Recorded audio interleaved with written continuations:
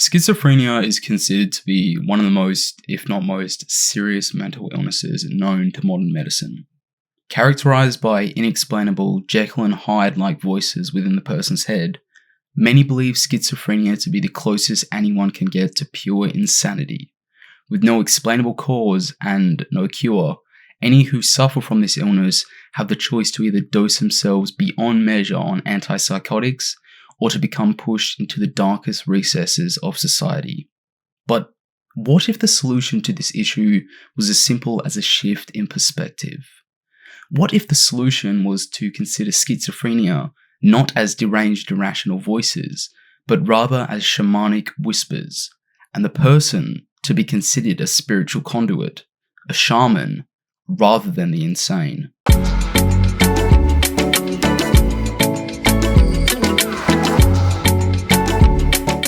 The shaman swims in the same waters that the psychotic drowns in.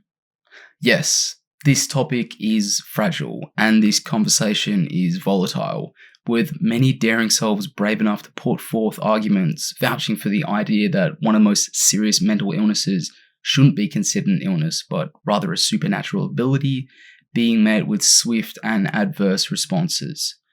But despite this idea is one that has intrigued psychologists for decades now, mainly due to the fact that with all the data collected on the two conditions or phenomena, schizophrenia and shamanism respectively, there lies a surprising amount of similarities between the two, with many academics noticing that the only difference existing between the two being the culture in which it is recognized.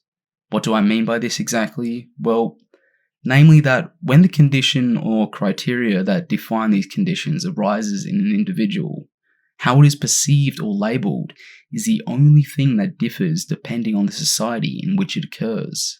The most obvious examples being Western society as well as tribal societies, where Western society labels it as generally negative and debilitating, while many tribal societies label it as a potentially useful ability if only the correct training was given to the individual.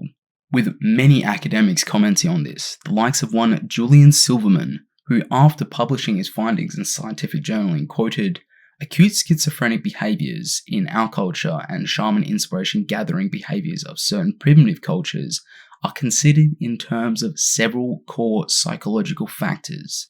Significant differences between acute schizophrenics and shamans are not found in the sequence of underlying psychological events that define their abnormal experiences. One major difference is emphasized though, a difference in the degree of cultural acceptance.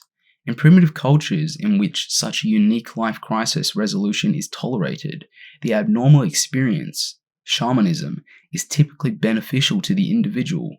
Cognitively and affectively, he is regarded as one with expanded consciousness. In a culture, though, that does not provide referential guides for comprehending this kind of crisis experience, the individual, in this case schizophrenic, typically undergoes an intensification of his suffering over and above his original anxieties, and that, thus, the same behaviors that are viewed in our society as psychiatric symptoms may in certain other societies be effectively channeled by the prevailing institutional structure or may perform a given function in relation to the total culture. Basically, instead of being labelled as a madman and cast aside as the mentally ill, the person may be realized for their abilities and given a role in society, noted as one with expanded consciousness and initiated as a shaman, which is a journey in itself involving intense practices where the individual trains in a number of disciplines, honing their abilities so that they may play a role in their culture.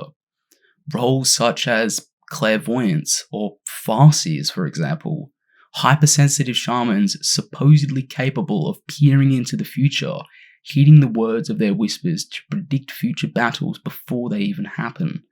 Or one a bit more popular and well known, the role of a healer. Shamans who have trained in the use of plant medicines and are capable of purging illnesses from people. One role which has become better recognized in recent times as ayahuasqueros, shamans who administer ayahuasca, are noticed for their spiritual and otherworldly work.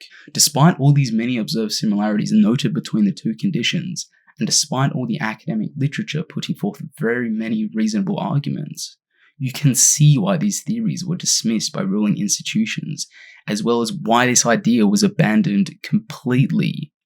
As in order for this theory to be confirmed as fact, Westerners would essentially need to admit to the existence of a spirit realm, to admit that the person is tapping into and sensing a realm of at least some veracity, and then to integrate this idea into the very scientific and logical culture that is Western civilization. A culture which for centuries now has been based on logical reason and abandoned many notions of spiritual or religious validity years ago, evident through such statistics as the ever-increasing percentage of people who identify as atheist or agnostic. An admission which would entail a radical shift in perspectives and a monumental societal change, to say the least, as well as one which has a far easier alternative, which is just to conclude that schizophrenia is nothing more than crazed thoughts. But with the increasing psychedelic renaissance, as well as the increased acceptance of these substances, as well as the ideas that follow them, will this topic be revisited? Will the peculiar similarities between these two conditions become readdressed in the light afforded by this rebirth? Let's wait and see.